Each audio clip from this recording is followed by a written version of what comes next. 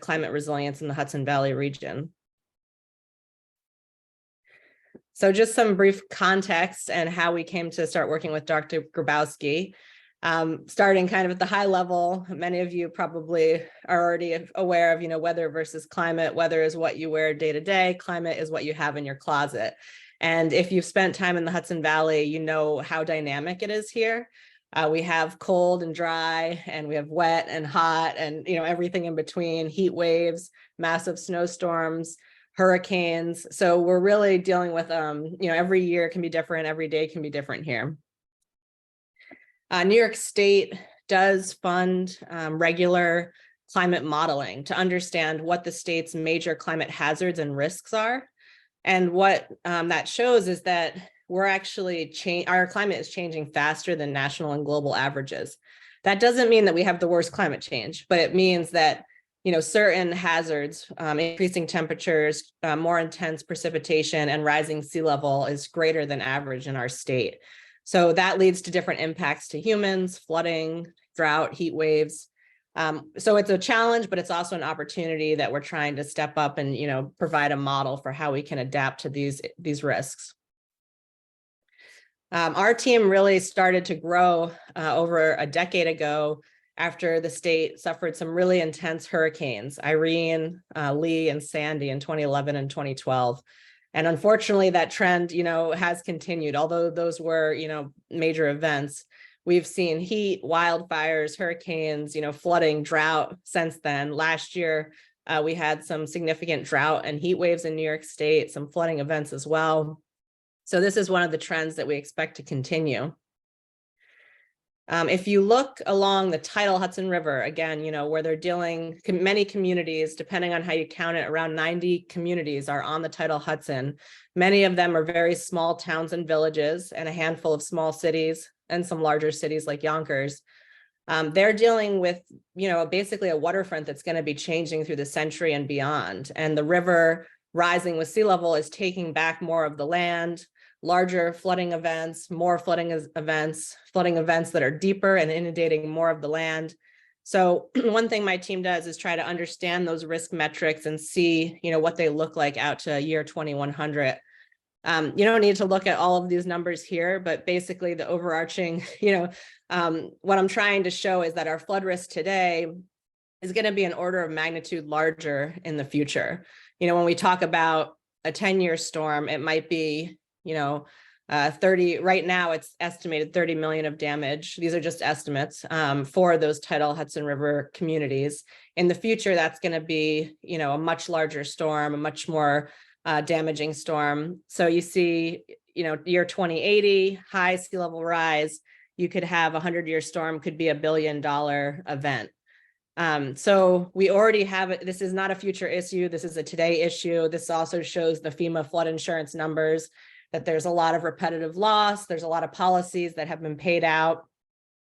So this is not sustainable, especially when you're talking about, very small communities that have very few resources and rely on a lot of, volunteers and don't have their own staff, things like that. And then just zooming out, just to kind of talk about, the larger setting. There was a big study that just came out recently that showed that our housing market in the whole US could be overvalued by 200 billion because of climate risk. And the ones it's showing that the most potential for loss could be coastal counties and low income households.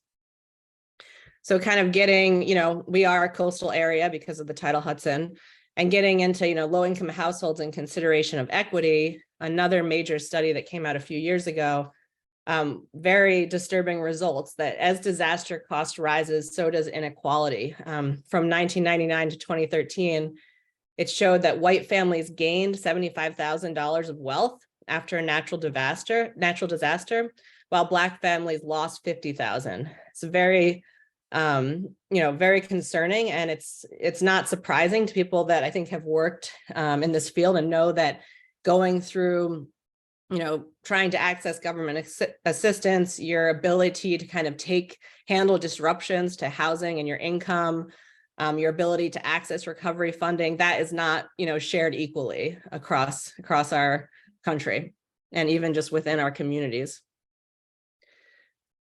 So, our team has been trying to understand how can we do better if we're talking about the future and doing things differently and investing in resilience and adaptation. Can we also, try to improve equity and social equity? So we've been looking at different solutions that, are material to the environmental planning world. And I think some of these are starting to happen, already happening, others less so, but a few we've found is, making engagement more inclusive, helping more people come to the public planning process, diversifying who we work with, working with groups, community-based organizations focused on housing, health, workforce, things other than the environmental movement, incentivizing best practices and creating supportive policy. That's something that we do in New York State, and partnerships like through WRI and with Dr. Grabowski, we can help bake this information into climate smart communities and other support programs. So I'm not going to go through in detail, but we do have a webpage on our WRI website that gives some more information on being more inclusive with community engagement and some kind of bigger strategies like, being more process oriented and less goal oriented, trying to engage more of the community-based organizations and things like that. And then moving on to really more specific strategies at meeting people where they're at and getting people to the table so that they can be part of their future and their community, and they can help plan projects like flood resilience projects, green infrastructure projects, different types of plans that your community might be doing. Not everyone has the same ability to show up and be part of that process. So there's a lot of just kind of common sense, strategies that we can use. So check that out. And then a lot of this is being considered in our nation leading New York State Climate Leadership and Community Protection Act, which was passed in 2019. And the actual plan for it was just finalized in December. The larger goals are to achieve a carbon-free electricity by 2040 and a carbon neutral economy by 2050. And that 35 to 40% of those investments must go to disadvantaged communities. So definitely, sign up for that. There's a lot of good information coming out on that. And part of that work, there's a just transition advisory group to ensure that as we're making this major transition in our economy to become carbon neutral, we're also, trying to make up for inequalities of the past and allow more access to some of the benefits of these investments. So this is just a, kind of a summary of what those just transition principles are. And this is not all of them, but just to give you a sense, that includes the engagement that we talked about a little bit. It includes preserving local and indigenous cultures and traditions, recognizing and repairing structural inequalities, ensuring equitable access to high quality family sustaining jobs, investing in adaptation and resilience, which is what we're talking about a lot today, and protecting and restoring natural and working lands.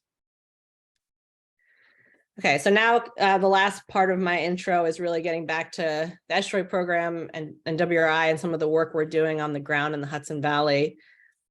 We focus specifically on adaptation and resilience because many of our partners are already focused on mitigation. And part of that is, fostering self-efficacy, like so communities and businesses and residents know how to prepare for an event like a flood, know what to do after it's happened. They know their options. They know how to access government assistance, things like that. And then, really building a culture, we call it, adaptive thinking, which I'll talk a little bit more about, but just being more with climate change, the future is still uncertain and it could go different ways. And there's a lot of dynamics, like I mentioned before, hot, more cold, more dry, more wet. So you really have to be more able to adapt and be resilient and hopefully be prepared before disaster strikes and maybe even thrive under change, not just, kind of accept it and try to live through it, but maybe we can do things differently as well. And we are an, ecosystems-based program. We focused on natural and nature solutions, ultimate pioneer of adaptability and resilience. So that's why I like to think about nature. It's evolved over many years to be able to weather the storm, grow back deeper, stronger, better. So I'm interested in, how we can not only build our, create our built environment to be more like nature, but also our social systems as well. So this is our program's kind of long-term vision, and that's really summing up what I talked about. Models for adapting to climate change. All our communities are thriving, beautiful models using specifically as much as possible natural and equitable solutions. We recognize that it's a very sensitive issue, and this is something that, I talk about all the time, but people are on the ground, experiencing flooding, experiencing heat waves. It's a really scary, intense issue, and it means something different for every community, every person, every neighborhood.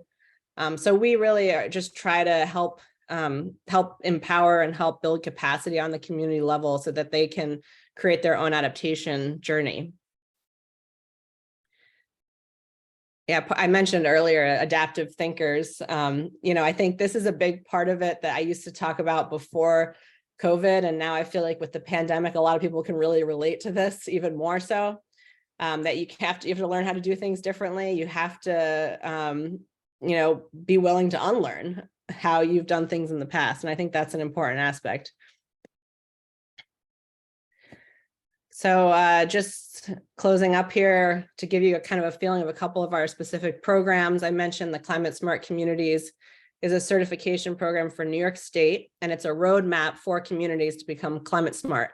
So there's a bunch of actions and guidance and funding to do, mitigation and adaptation and resilience. And in the Hudson Valley, we're really proud that so many of our communities are engaged in this program. So we try to link everything to that. Another one of our favorite programs is the Climate Adaptive Design Program, which is with Cornell Landscape Architect students and Professor Josh Sarah.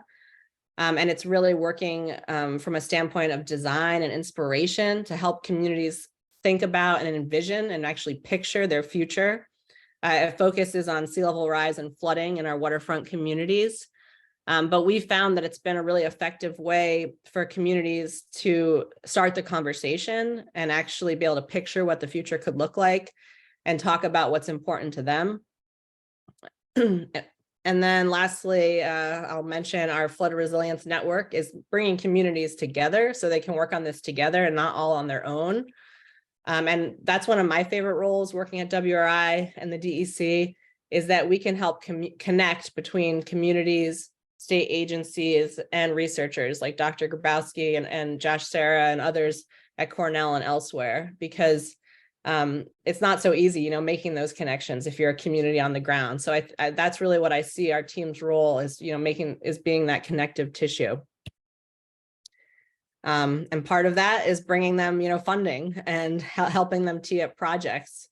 New York State has passed a $4.2 billion bond act for environmental projects. We have national funding coming online. We have annual state grants. There's a lot of funding out there, but the capacity to tap into it is not equal across communities. So we also try to just streamline that information and bring that to our communities.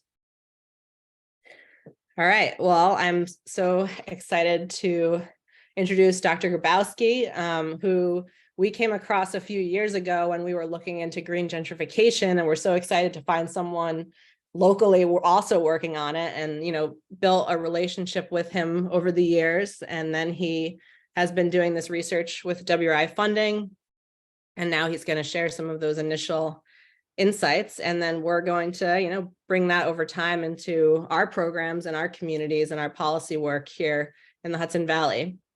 So thank you.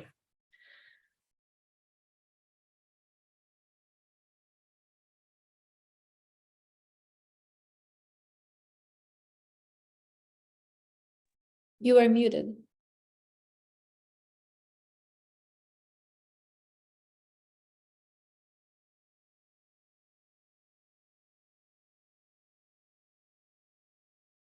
One would think I would have mastered this by now, but so there's always room for improvement, right? There's always something you can learn.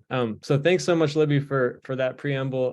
What I'm hoping to do today is give a little bit of background on what we mean by equitable green infrastructure. I'm sure you get a sense of the type of things that the DEC is already doing from Libby's talk. I'm going to kind of zoom out a little bit and then provide some background and context to the current research project that we got funded to do through the New York State WRI, which will then kind of lead us to some concrete avenues forward for thinking about how to improve the equity of green infrastructure planning in the state. And I also have to just say off the top of the presentation, I'm really happy to get lots of support from existing WRI staff and DEC staff in the development of this project. And thanks, Reva, so much for hosting this, but also kind of helping us get this project up and running with some of your initial research. So to start, what do we mean by green infrastructure? I think many of you who are in the environmental field, the term is very familiar and it probably invokes different things for different people. So just to get us all on the same page, I think of green infrastructure as a planning and design concept that historically has focused on connecting ecosystems to provide multiple functions and benefits, sort of coming out of the discipline of landscape ecology and environmental planning.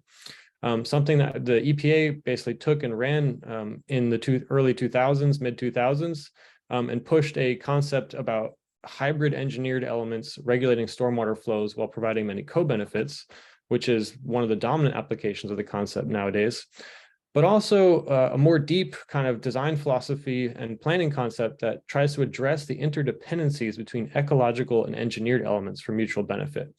So think of this as greening many different engineering or engineered infrastructure systems. In practice, this has kind of resulted in different ways of thinking about the human-nature relationship. I provide a little bit of a schematic framework here in the bottom where, you can think of these internal arrows as nature providing services to society, but requiring work from society for those services to be realized, work like planning, various interventions, say design work, is a very utilitarian construct. And in this sense, nature is just another form of infrastructure that humans design to provide services for themselves. I think as the concept has become more mature and applied and kind of invited critical scholarship, we've realized from many different arenas that just reducing nature to something that provides services for human well-being kind of obscures the broader sets of relationships that people have with the natural world, things that provide them meaning, identity, pleasure, joy. And so in ways we could kind of encapsulate through thinking about the symbolic value of nature or the almost metaphysical value of nature, which invokes an ethics of care and a politics of care that goes beyond just nature's utility for human well-being, and then relies on our appreciation, respect, and understanding of the agency of natural beings and natural systems. So in this sense, I think green infrastructure thinking broadly is kind of going beyond just a utilitarian construct of the human-nature relationship and trying to get at these broader sets of symbolic, metaphysical, and ethical considerations. And then that manifests in a variety of built systems. So, be it something like in the upper left here, you have the Chicago River, which has been a huge, focus of green infrastructure efforts that integrate different bicycle pedestrian pathways, public spaces, and like kind of next generation stormwater practices, to broader efforts to restore riparian vegetation, wetland complexes, to something like you have here in the Cahokian Mounds, where you have the kind of world famous native indigenous American symbolic constructs that are kind of represent people's position not only on the world, but also in the cosmos, which I'll return to later in this talk, to this emergent integrated concept, which I mentioned on the last slide, which is trying to think about how human technologies function as part of ecological systems. So to provide a little bit more framing around this, we're kind of going from this landscape planning approach, which was relatively well developed throughout the 1980s, really kind of took off in the 90s, and is now resulting in a number of different integrated design solutions that try to bring together transportation planning, energy system planning, streetscape design, building design, etc. But as these interventions have become more embedded in social life, in particular in cities, you have a kind of reaction, almost a predictable reaction, which I'm kind of representing here through this edited volume on incomplete streets. So as we become kind of more savvy in our ability to design highly functional integrated infrastructures, we've realized, similar to as the design community has realized, similar to what I was putting on the slide about going beyond utility, that it's the way that we modify the natural world is not just driven by one, say discipline or one individual's ideas around what is ideal or optimal.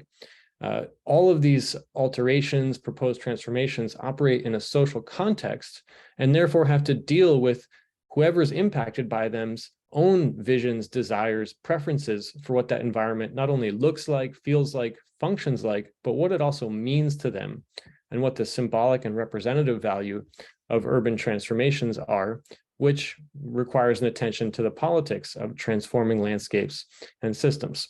Which brings me to this discussion of equity. So what do we mean by equity in general and justice? Very broadly, equity refers to the allocation of resources based on need. If one person's needs are larger than another's, then they require more resources to have those needs be satisfied.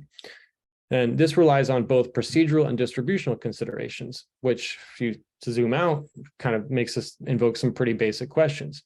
Who gets to define what needs are? Where are those needs? What types of needs are they? Who has those needs? How can they be satisfied? When we talk about justice, we're generally talking about recognizing and addressing the harms that affect those needs. And a critical part, those two first things are very critical. Recognizing them, which many people refer to as recognitional justice, and addressing them, which many people refer to as restorative or reparative justice, can also include or lead us to thinking about transformative justice, which means transforming the systems or processes or, say, individuals who are causing those harms. Justice can be historical, referring to prior harms, and it can also refer to harms that are ongoing within the situation or the society. Folks who have a background in environmental conservation, environmental planning might be familiar with this kind of rapidly evolving conversation around kind of environmentalism and social justice, which has resulted in the last 20 years in a proliferation of excellent books. I recommend all of these, and publications around the intersection between conservation, environmental conservation, and social justice. However, when we talk about urban environmentalism, that conversation has not been as critically examined by scholars, with the exception of very recent work that's emerged, which has found that, not unlike large-scale initiatives at landscape conservation, urban environmental improvements and interventions have often resulted in the same types of social dynamics, namely the dispossession, displacement, disruption of traditional economic systems, and again, purposeful dispossession of communities of color and other oppressed and minoritized communities in urban settings. Famous examples of this now, for folks who are younger, this might be kind of more common knowledge, but the kind of erasure and eradication of Seneca Village that required for the creation of Central Park in New York City, numerous examples in our nation's capital, both in Chevy Chase, Washington, D.C., as well as what people call the Battle of Fort Reno in Tenleytown, Washington, D.C., right near American University there, where relatively prosperous Black communities that had actually fled to the outskirts of the metropolitan areas at the time in order to secure their own economic sustainability were subsequently dispossessed through the use of eminent domain to create large park spaces that benefited predominantly white residents. So we've seen in urban areas parks and other infrastructure improvements through the era of urban renewal through the 1950s and 60s being used specifically as tools to dispossess minoritized communities. And there has been a raft of concerns in our times within the last 10, 12 years as green infrastructure programs, even those just dealing with stormwater improvements, have led to similar dynamics, which Libby mentioned as the kind of concerns around green gentrification earlier. All of this is to say that this is a very real and live social issue. While we may want to improve the state of the world through various environmental interventions, we cannot do so in a social vacuum. Equity and justice are actually core considerations of any attempt to improve environmental and social conditions. The work that I've been doing globally and in the region with a number of scholars who are trying to wrap their heads around how do we do this differently has resulted in this one nice little pictogram. This is part of an essay that we wrote on the nature of cities, last year, which I think kind of sums up the kind of preamble here nicely. And that if we think of the planet that we inhabit in deep time as kind of resulting from these deep indigenous relationships with nature, where knowledge and data are embedded in our experience and kind of represented in the landscape, where our knowledge has been, tested through application, what Gregory Cayete calls a framework of native science, which is essentially a way of learning by doing and transmitting what has worked in the past through various means, be it oral history or even the written word, or even say parts of Western science. We have seen in the last 150, 180 years, a rapid transformation of that nature through what we could call a techno-managerial paradigm, where humans are the dominant force on the planet, and we are free to kind of alter those processes, similar to that utilitarian model that I presented earlier, basically utilizing natural capital to invest in large technological systems that are often part and parcel of larger patterns of colonization and imperialism, which has resulted in the climate chaos, social inequality, and environmental justice, and technological dependency and fragility of our times. That is the driving motivation for many of these projects that engage in large-scale conservation, nature-based solutions, and green infrastructure. If we hadn't designed technological systems in ways that were unsustainable, there would be no demand for greening them now. And so the question is, can this push towards green infrastructure, NBS solve the challenges caused by the systems that support kind of modern life? And from our point of view, the answer is yes, if we also transform the thinking that is guiding how those systems evolve, the institutions that govern how they are evolved, and the practices that actually evolve them physically. And this requires addressing issues in their appropriate contexts, socially, environmentally, infrastructurally, and addressing the relationships between society, environment, infrastructure. And that has kind of led to a proliferation of initiatives worldwide, which the Natura Network is trying to do its best to keep track of as well as support. To sum up all of these things in one kind of pithy sentence, I think, the intersection between green infrastructure, equity, and justice is really attempting to ground and connect the concerns with the issues of power and landscape conservation, infrastructure development, and urban transformation. So when we're talking about equity and justice, we are talking about who is planning for whom and in what arenas. In New York State, you have networks of conserved areas that have been well documented, where kind of these landscape scale challenges can be easily examined. This kind of begs the question of what is the quality of the environment that we actually envision, whose vision is going to be guiding the kind of practices engaged in conservation. And quality is also a concern that is at the core of any kind of systems engineering and architecture. Here's a diagram from Devek et al.'s 2011 Engineering Systems, which simply points out that when we're thinking about systems like infrastructure or mixed built and natural infrastructure systems, quality is always the central concern. Things like sustainability, resilience, robustness, safety, durability, those are all also important. Maintainability, evolvability was actually fringe back in 2011, but evolvability is gaining more and more traction in the literature and in terms of our thinking. But it is society's definition of demand for quality of that system and the services it provides that is often the principal kind of consideration. And this invokes the question of what qualities do we design green infrastructure for and for whom? I think in the context of North America, like I said before, you cannot kind of think about environmental quality and what the baselines could be that we're trying to restore systems to without thinking about these longer term systems of care, knowledge, and governance as embodied by indigenous modes of knowing and governing the environment. In New York State, this is kind of taking an interesting turn in the last couple of years with the Papscani Island return. This image is taken from their story map online, and I highly encourage you all to learn about that example because I can't really do it justice just in this presentation. But how do those things relate to the kind of green urban future, and how do we do that in a sustainable way? Again, globally, there's an initiative to green urban areas. And the question, this is part of a work I was doing in Munich with the Technical University of Munich, has a large green infrastructure training group. This is truly a global research to action agenda to green cities And what I'm asking with this research project funded by WRI is kind of how do we operate across these scales? When we have a number of urban focused greening agendas, but we also have lots of landscape level programs. How do these talk to each other? How do we plan in these complex, messy kind of environments and across these spatial scales? What is the architecture of green infrastructure in the state? What does it look like? Who is involved and who is making decisions for whom? This also builds on work we did nationally, where we looked at the green infrastructure planning systems of 20 different cities across the United States. And in general, we found that those cities, I'll pause there a little bit so you can get a little bit of grounding in the context there.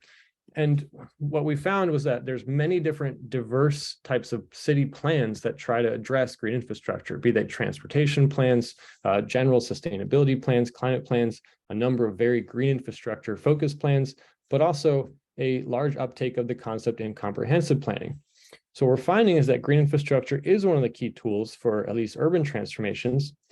But when we break down how it addresses equity, like I mentioned before, in terms of the processes, procedural elements, as well as the distribution elements, it's a kind of a stunning lack of robust mechanisms to address equity. So to explain these diagrams a little bit, on the left here, you have the kind of amalgamated scores of how well plans address each equity dimension. So vision refers to, do they define it? Do they frame the relationship between equity and green infrastructure? Do they address justice? The process refers to the processes for planning, designing, implementing, and evaluating green infrastructure. And the distributions refer to how do they define the hazards that exist and that will be managed by green infrastructure?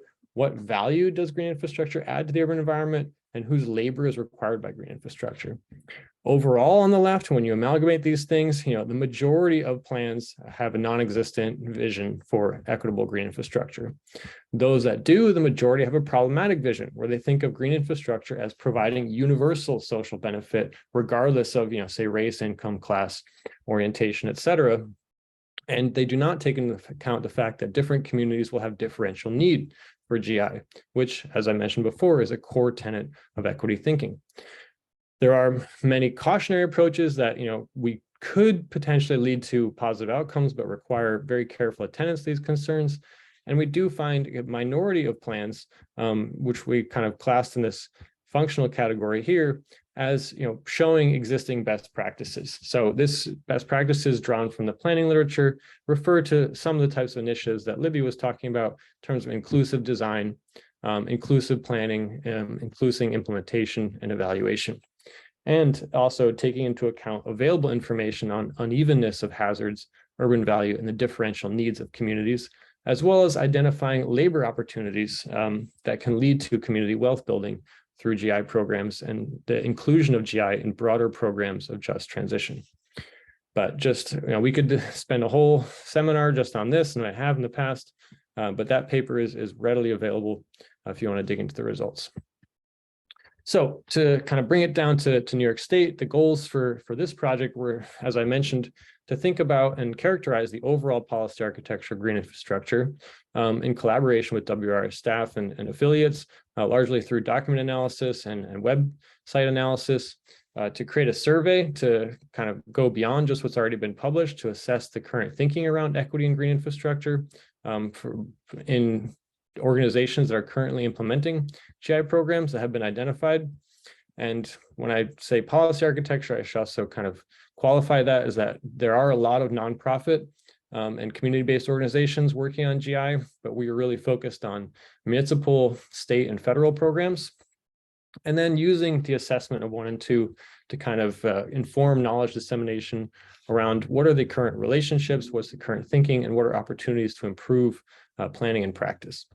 To date, we've kind of completed our policy scan. We found 13 county programs, 19 federal programs, examined over 970 municipal and city programs, and 12 statewide programs that deal with green infrastructure. And similar to our national results, for better or for worse, we find that only 4% of these explicitly have any language around equity and use equity as a guiding principle. So there is a tremendous opportunity to, kind of center equity concerns within green infrastructure planning within the state. And when we think about what they mean by green infrastructure, we find there is a huge focus on stormwater regulation at the municipal level, but there's a lot more diversity in terms of what they're trying to achieve. As I mentioned before, thinking about different infrastructure systems, relationship with landscape ecology, landscape function, landscape conservation. There's a lot more diversity in terms of the scope of GI programs at the federal, state, and county level than there is at the municipal level. To put a visual on that, in terms of the municipalities that we examined that explicitly are planning for green infrastructure, this is just based on a website review of publicly available town planning documents. We can find that of those that deal with GI, those that define it, there are programs that don't really seem to define green infrastructure in a meaningful way. They are largely focused on stormwater. When we look at their equity, sadly, we could only find the city of Cohoes and the city of Yonkers at the municipal level explicitly framing their municipal green infrastructure program as having, implications for social equity. This doesn't mean that they don't have implications. This just means that they don't use any equity language in those programs, which to me is interesting because there's been such a push, as you are all probably aware of, within the state to proactively address environmental justice. However, and this kind of is jumping ahead a little bit, I think, the kind of architecture of the environmental justice initiative, on the surface sounds great, that 35% of funding is going, at a minimum, is going to go to communities that have been designated as requiring it. However, 35% of the state's census tracts have been designated as these environmental justice communities. So is 35% funding going to 35% of communities really equitable and just if we're going to use that frame of equity of allocation of resource based on need? If the needs are greater in environmental justice communities that have been disproportionately harmed or burdened with environmental injustices, you would think that they would require some greater level of investment than just strict proportionality based on their population. I might kind of pause here for a second, because to go back to this map, I realized this doesn't represent the stormwater coalitions or the federal or state programs that we manage. So while this coverage looks spotty, we did scan the majority of municipalities in the state, and this is just those that on their public-facing websites have plans that appear to deal with green infrastructure. So that's a bit of a caveat, and that's what I'm hoping that the survey can address, because we did collect contacts for all municipalities throughout the state.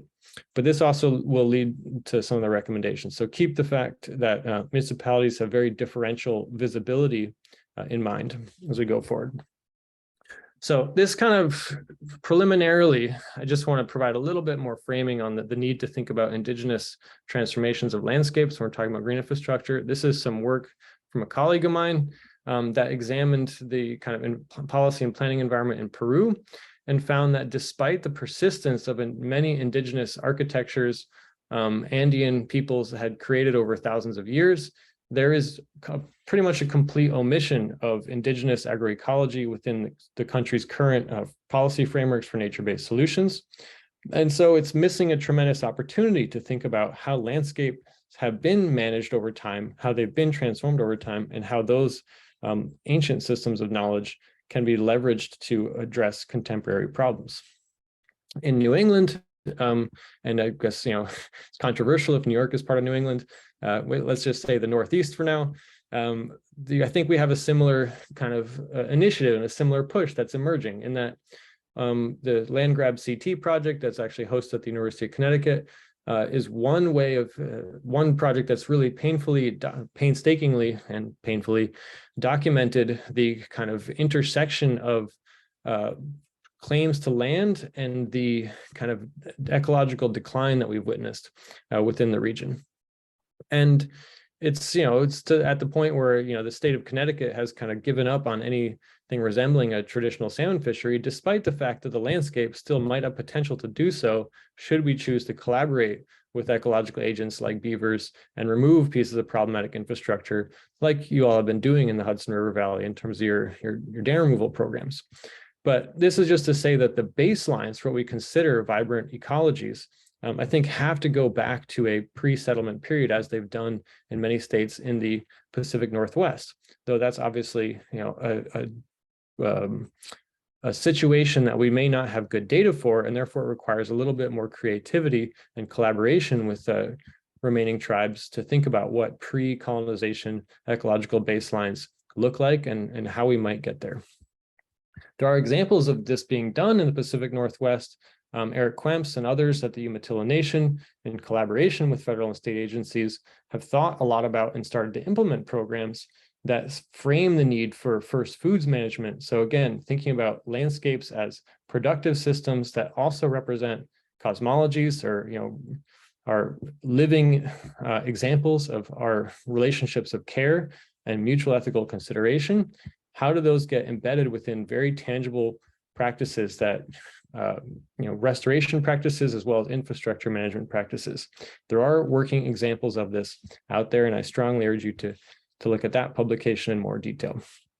In New England, we have kind of seeds of this emerging as well. And this, I think, I'm taking data from New England here, doesn't include New York, but just to bring the larger point in that, we've had a kind of fundamental degradation of food sovereignty and food sustainability within the region.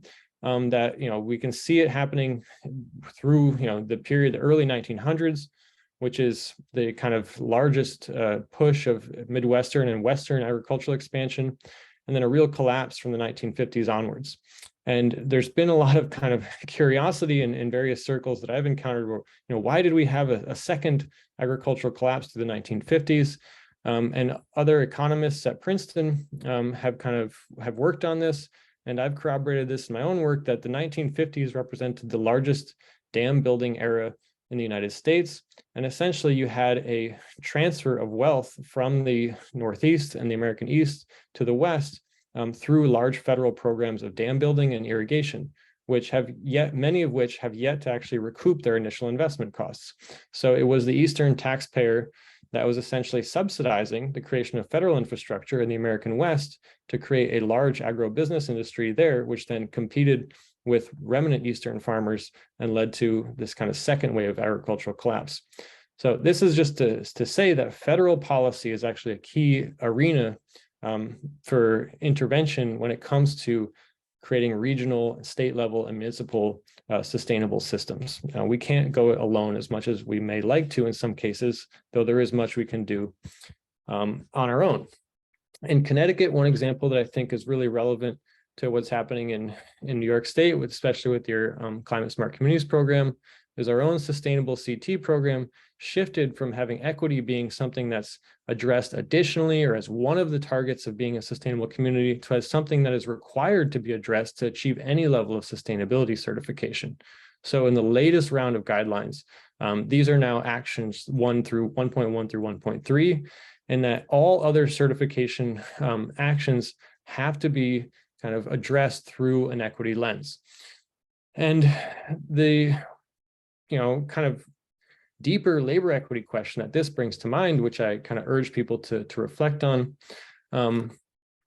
is that we often ask a lot of our towns and community-based organizations and existing personnel at state agencies who might have a personal interest in this type of framework to essentially go above and beyond existing regulations and processes to try to embed an ethics of care or social concern or even ecological care in their work.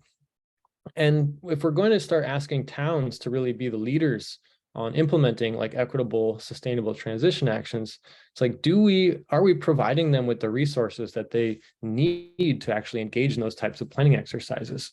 If you think about this, if we go back to the map of communities that are already engaged in green infrastructure planning, there is a huge disparity in communities that even have anything resembling a publicly available green infrastructure plan. So while, yes, this is obviously a salient issue, and as we've kind of all talked about, climate risks are rising, and there's a need to think about how we manage landscapes and infrastructure systems for climate resilience and sustainability. Ultimately, the main concern is of quality of life, and do communities have the capacity to engage in planning, conservation, and infrastructure development that maintains or enhances their quality of life? And I think if we look at the kind of disparities in qualities, the clear answer is at present, no. And so it begs this question of what are the capacities required to engage in these types of planning and transformation processes? Timon McPherson, who's my collaborator at the New School, which is where I was when I started this project. I mentioned UConn a few times. It's because I'm now currently an Associate Extension Educator at the Center for Land Use Education Research at the University of Connecticut. But while at the New School, we did publish this op-ed in the Hill that said, if we're going to invest in nature-based infrastructure, we need to also invest in the community capacity to plan and implement nature-based infrastructure.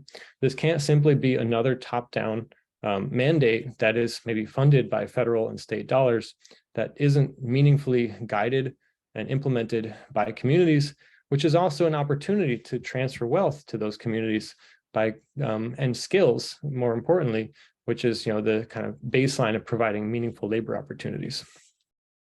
I mean, I think there are elements of this happening, so I'm not just like speaking into the void or just kind of doing a pie in the sky type presentation here. I think there is a deeper push to think about how these types of investments, NBS and green infrastructure, relate to municipal concerns.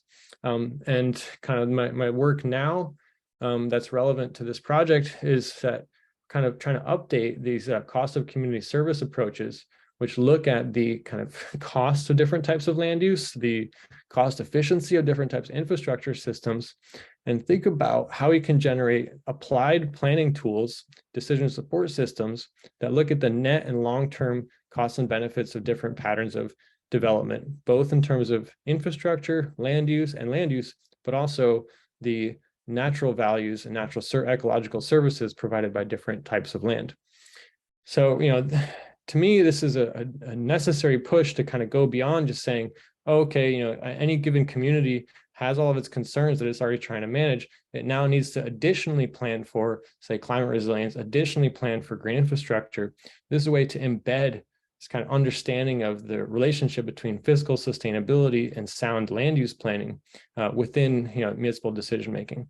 And this kind of builds on existing approaches that have come out in the kind of strong towns literature, which is, to me, part of a large just transition framework that's really trying to think about, how does the distribution of employment relate to the distribution of environmental quality, as well as the distribution of built assets that any given municipality has. Push Buffalo in New York is actually one of the organizations that I think is kind of providing thought and practice leadership on this, both in their Push Blue and their Push Green. And again, they are a municipal organization, a community-based organization operating at a municipal scale with strong support from a state agency. So it's those types of partnerships that I think we're really looking to develop, but they have to translate into meaningful wealth building and skill building, which is what I would sum up as capacity at that kind of local level. Another really exciting opportunity that's emerging around the country and is gaining momentum is the building partnerships between community land trusts and land banks. In Connecticut, this is very nascent. We have recent legislation that's kind of accelerating land banks. We have some long-term community land trusts. And the idea essentially is that a land bank forms a vehicle to relatively rapidly revitalize neglected, abandoned properties, and then reinvest in them so they can go back to serviceable use. But then often that's just done in accordance with whatever the local real estate market is. The community land trust idea can purchase lands below market rate and then assign below market rate leases for productive use that community needs, be it housing, often housing, but also can include commercial or industrial development.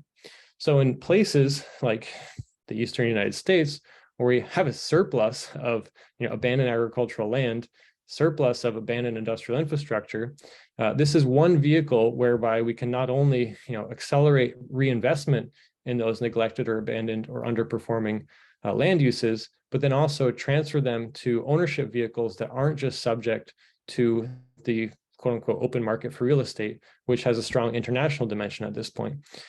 This is a way of essentially making sure that land that we want to designate for particular uses can actually provide those uses. So I recommend these kind of links that I put in here, and I'm happy to share a copy of this presentation. And this does have strong, I think, intersections with the current bond act that you all passed. One issue, which is also similar to what we have in Connecticut, is that land trusts and land banks are often required to redevelop properties generally only for residential use. This means that places that say are repeat flood properties or in other zones of environmental or hazard or in environmental justice areas that we may not want to have as residential areas, those types of other uses having a parcel be solely used for green infrastructure isn't currently allowable. So I think there's a need to adjust the state level policies around what land banks and land trusts can do in order to maximize their mixed environmental and social benefit. I'll kind of put one example here on a way to go deeper on kind of green architecture, which is a model house that was produced by the Prince's Foundation for the Built Environment in the UK, where I was working for a while. And this is kind of, I just want to highlight this relationship between ecological landscape design and the core considerations that go into buildings. This building's design philosophy wasn't just to produce a high-performance sustainable dwelling. That was part of it, but there's many examples of so-called sustainable architecture in the world today that rely on technologies that create ecological sacrifice zones elsewhere, or are even unhealthy for those buildings' occupants. The New School's Healthy Materials Lab is one kind of institution that's trying to get at this by looking at the relationship between occupant health and materials used in building decisions.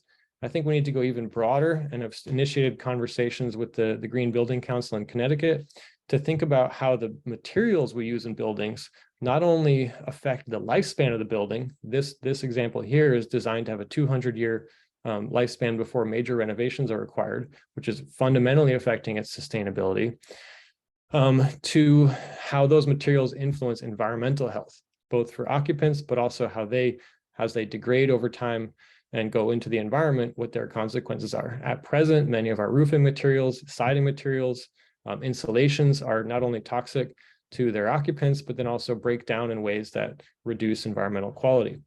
This, on the other hand, has slate tiles, which essentially degrade to silica and uses a lime render on the outside, which essentially is a fertilizer for the soils around it. This points to me at a broader transformation in our kind of design thinking around the built environment, which we historically thought of as solely an artificial construct or a human-made construct. But as current research in microbiology demonstrates, which has really nice, strong parallels between like indigenous ecological wisdom, is that every surface in our environment is actually teeming with life. And that this microbiome, be it in the air as the aerobiome or in the soil as the soil microbiome, or just the inhabitants of our skin and our own digestive systems, all these relationships between thousands of species are required to produce an experience of well-being and modulate our immune reaction and our immune functions. So this is basically just saying that the decisions we make around materials in the built environment and how we integrate visible living elements into the built environment all fundamentally influence the microbiology of the built environment, which in turn impacts our fundamental well-being as humans. And these are kind of all very emergent ways of dealing with these things. So again, GI isn't just about adding stormwater management facilities. It's about modulating this relationship between the human ecosystem and the built world. The kind of concept that I'll leave you with here is that this is all part of this larger push towards a circular bioeconomy, where we're kind of trying to unify and understand the relationships between technical resource cycles and biological resource cycles. There's a lot of thinking on this, and I think this is kind of the direction that these types of investments that we're trying to make now in terms of long-term sustainability, long-term climate resilience need to go in. I think we can no longer afford to simply treat technical resources as disposable. Here in the state of Connecticut, like other communities in the Northeast, we have a big conversation about what to do with waste management. We had one large incinerator shut down, which transferred a load to 4 other incinerators in the state that are all in environmental justice communities. And it just seems kind of absurd that a species that's as technologically sophisticated, supposedly technologically sophisticated as ourselves, is still essentially trashing the majority of the products that it puts on the market at one point. So I think we need to kind of move towards a closed loop manufacturing cycles, extended producer responsibility in a very deep way. But this also can mirror and learn from ecological cycles that exist, and our infrastructure systems can represent that. And this also is a tremendous opportunity for skills and jobs development within this just transition framework. So to put this all on one slide, I think, in New York State, many municipalities are already planning for GI, and they have connections to multi-scalar programs. And we're kind of doing this under the premise that there's GI is a cost-effective investment that can simultaneously address these social environmental infrastructure challenges. However, without a strong equity framing or focus, it seems like they're on track to deliver more business as usual, which has resulted in the equity concerns that we're trying to address. However, to leverage those incoming federal and state investments, like Libby was talking about, there's a plethora of funding available. Some promising avenues appear to be in broad buckets. Libby had a nice list as well, but to support that, so I think we really need to strengthen not just indigenous agroecological knowledge, but also governance to shape this larger ecological restoration targets and inform the creation of sustainable land use systems. And that is supported and kind of can dovetail with the just transition and strong town framework to embed fiscal sustainability and think about how GI is a strategy, not just for environmental improvement, but for municipal fiscal sustainability and wealth building, as all of which, to me, requires investments in community planning capacity, which, while we already have programs like what WRI does in New York, but also in Connecticut, and what some federal funding is trying to do through state extension and existing agency programs, it requires a slight reframing and priority from planning for or providing resources for communities to finding out what communities are already doing and supporting and developing those existing strengths and capacities. So moving towards a planning with framework. For those of you in the audience who are GI implementing organizations, we have a survey that we just launched today, which we sent to our distribution list that we gleaned from public-facing websites in state, federal, county agencies and municipal agencies. And I think, are part of this larger, as part of that kind of final bullet point of planning with, I think it's up to the larger community of practice to really start to shape the conversation around what types of initiatives and interventions are necessary to make the kind of multiple GI initiatives in the state more equitable and contribute to those goals that are out there. So thanks for the opportunity to share these insights with you. And I look forward to what time we have for any kind of questions or conversation. But thanks again.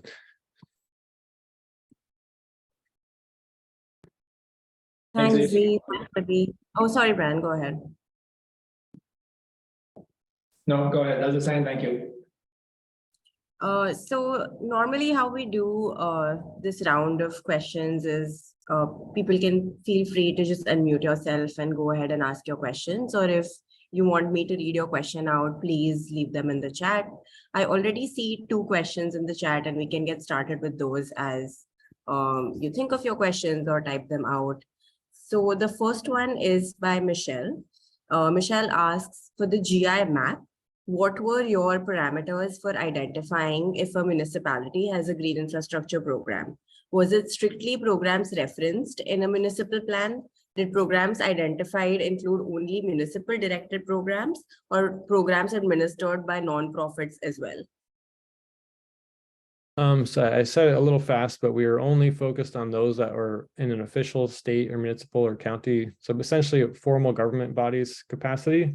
So we did not look at nonprofits or community organizations. And in terms of identifying them, this was a fairly, lack of a better word, crude methodology, because we're just looking at their public-facing websites. So based on the information that they make publicly available on for municipalities, for their municipal websites, for state agencies, federal programs, this was, their program websites. But for municipalities, it was, do they make plans available? Do they have any content on their website that deals with green infrastructure? And do they have any plans for green infrastructure, whatever it may be? So it is limited by the information that they make public. Alistair also asks, are these New York State green infrastructure maps publicly available? We have not made them publicly available yet. We are, I think, we're vetting them through the survey process and just kind of doing some final QC. So these are draft maps, but they definitely will be, and they'll be made publicly available both through another webinar that with a date to be determined in early May that kind of results, or where we'll disseminate the results from the survey and solicit feedback on the kind of draft recommendations that come out of it, as well as a final report and project website.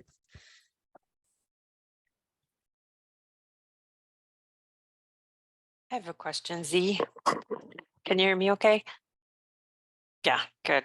First off, thanks so much. That was a really compelling presentation, both in terms of frameworks and analysis. And yeah, glad to keep this conversation going. One quick comment and then a question. The comment, you mentioned the Sustainable Connecticut Equity Toolkit and how they embed equity into all the actions. Fortunately, New York Climate Smart Communities has an equity working group that's trying to do the same, following the model of Connecticut and Sustainable Jersey. So it's not done, but at least the wheels are in motion. So that's a positive. The question is, or I guess maybe questions. One is, I'm curious in your in the plans analysis that you did, both at the federal level and in New York State. I mean, you find that very few are really sufficiently and meaningfully addressing GI and equity. But I guess I'm curious to, was there anything learned from the handful of plans that really did do a good job in those regards? And then maybe a complementary question, but I can't remember if you did this or not. I know you've worked with green gentrification in the past, but was that part of your analysis when you did those? When you looked at plans, did you look at green gentrification? Yeah. So green gentrification was the if plans address green gen. I'll start with the second one first and then go back to the first one. But yeah, thanks also for the comment. So I'm aware of the working group, and I think I'm curious how, and I think this is an open question, Connecticut and elsewhere too, is like, what does it really mean to embed equity within programs? And I think it's a good step forward to saying, in order to get like these types of certification, we have to do so in an equitable way, which is definitely the way forward. And so that also links to this kind of question on, no, sorry, I'm weaving the questions together. To specifically for the green gentrification, yes, we looked at it and there was only 2 cities that really talked about it much, and that was out of those 20 that we looked at, and that was Atlanta, Georgia, and Portland, Oregon. And at the time, Atlanta was basically just saying, we know this is an issue, we have to deal with it. But judging on current events in Atlanta right now, I don't think it's something they've really addressed in a meaningful way, and they have a lot of other equity issues on the ground with regards to how green space is utilized that need to be addressed in order to say that they're really making progress on them. In Portland, it's kind of, we're working on some empirical analysis of this, but the unfortunate kind of hypothesis that's resulted from looking at Portland, Oregon is that green gentrification becomes a concern after it's already happened. And so once you have a kind of threshold of population displacement, then you have an awareness by planners themselves that it's happened. And then, any kind of actions to address it are often too late, except maybe for future planning cycles. So I think there are actions that we could take to address GI, and the Community Land Trust model is the one that's being kind of explored by Washington, DC, and their 11th Street building project right now. And that, the kind of even larger schematic that presented on linking land banks with community land trust, I think is one of the very promising ways forward on that. There is like a whole toolkit at greeninginplace.org that has like a list of other actions and strategies but they all kind of revolve around ensuring that we have, secure access to housing through various means. So yeah, green gentrification is definitely something we're very interested in, and the kind of empirical problem there is that, the is just green enough conversation kind of hinges around is like gentrification is happening in rapidly growing cities, and so that's a place where it's like a big issue. We also see it in cities that are trying to creatively redevelop or reinvent parts of themselves, and they're often displacing current residents of those areas through those types of improvement projects. And so I think addressing it is really like a structural economic question, which is why I spend so much time talking about like larger just transitions, because I don't think we're going to be able to address green gentrification without addressing gentrification, which means we need to address like large structural inequalities in income and employment, which the United States like leads among developed nations in terms of income inequality. And that kind of really brief map I presented in the beginning, New York State is no exception to this. So the central panel is like, in general, urban areas have much higher incomes than their rural counterparts. So there's like a strong rural-urban kind of income inequality that I think affects planning capacity, which is represented by that map of who has green infrastructure programs and who doesn't. And then we also see that in terms of the designation of protected areas in many ways. But that's something we could also look at empirically, which is the relationship between degree of protected space and community income. And I think just anecdotally, we find that many affluent communities invest a lot in protected spaces, and they have a lot of evidence that maintains and enhances their property values. But then land economy dependent communities might not have protected areas because they rely on the productive use of land to secure income, which in our current conservation paradigm doesn't really count as land protection. But if you zoom out, like I was trying to get us to do, to think about biocultural conservation and working landscapes as a key part of like maintaining environmental quality, then I think thinking about working lands as still ecologically valuable and maximizing ecological value of working lands while supporting income generating activities is like a crucial area of intervention, which there's a number of organizations working on. And so I'm sorry, I'm kind of losing the thread of the first question. So in terms of examples of people doing this well, we do highlight best practices on the project website for the national analysis. I just put the put a link that you can't click on. Yeah, in the chat, but the giequity.org, we have a number of kind of best practices identified there. And a lot of them kind of do have a nice resonance with what Libby was talking about in terms of, making sure that planning processes themselves are actually inclusive. So, I mean, she covered a number of the inclusive, like planning and design implementation sides of it. I think the one thing I would add there is, like Austin, Texas has a community-based evaluation framework for their, citywide forestry program. So kind of a key place to think about is, including communities, not just during the planning process, but also evaluating how well things work and having like an adaptive framework where if there are concerns that emerge as projects are implemented, you have a way of correcting, and also thinking about kind of long-term impacts of projects through community-based evaluation. And then parts of Portland, Oregon also had, attempts to create like green jobs corps.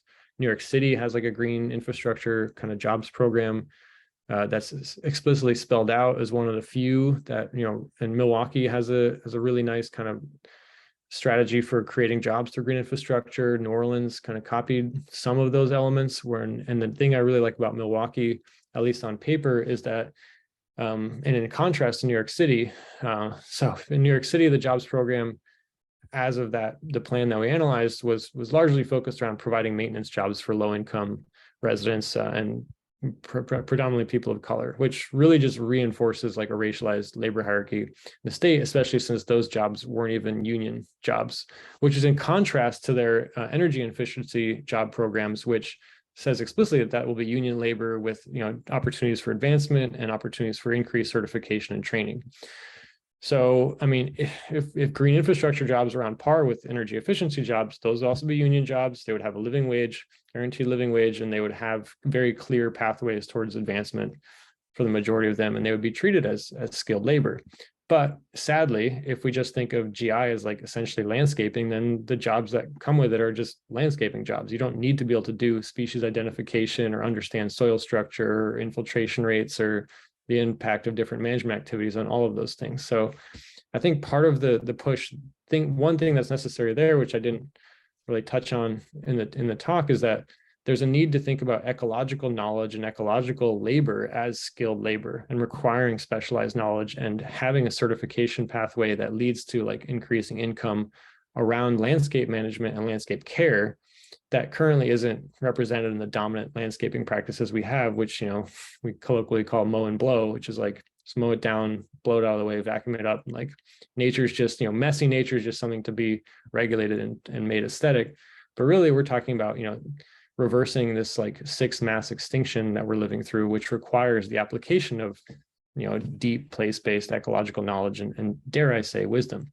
But the thing I like about Milwaukee's jobs programs is that they in particular said they want to develop, and they're already doing it, kind of a vertically integrated water sector. So they want to basically, through this like water-centric city concept, they want to be known internationally as a place that generates actionable knowledge and has the expertise to do both the kind of top level planning as well as this like careful, more site-specific maintenance management implementation. So to me, that creates like a very clear pathway towards more skilled labor by being involved in things like implementation on the construction side or even the management maintenance side, and gives creates like a whole economic sector around water management that then they're already getting contracts. They've created a number of different international consultancy programs out of that. So it really is about finding like an economic niche and building a kind of a whole sector within the city that has opportunity for advancement with it. Thanks a lot. So those are a few. There's more on the website. Sorry. Thanks. No, I was just going to say that we are a little bit over time, so I don't think we have time for any more questions. But if people have burning questions, please feel free to write to us and we will make sure that we get them to Z and Z gets a response to you. This was the last talk in our spring speaker series, and thanks so much for registering and thank you for coming. We will have more of these next spring. Brian, I don't know if you have like a few last words, otherwise we'll let everyone go. Are we muted? They can hear you. Okay, I don't have anything, Ray, well, thanks. I guess just, thanks to Libby and Dr. Grabowski and all the work that other staff and folks are doing. We're just looking forward to more results as you guys come up with them. And thanks to everybody for joining again. If you have any suggestions for how this has gone, ways we can do it different or better, whether you're a student or somebody tuning in for the first time, please let us know via email. And we'll consider that. Thanks, everyone. Yeah, we'll send around links to the recordings and a little feedback survey to everybody who was registered for the talk. So look out for that. Thank you so much. Thank you, Rewa. Thank you, everyone. Thank you, Z. Thanks so much. Yeah, Fun. pleasure. Take care, everybody. Take care.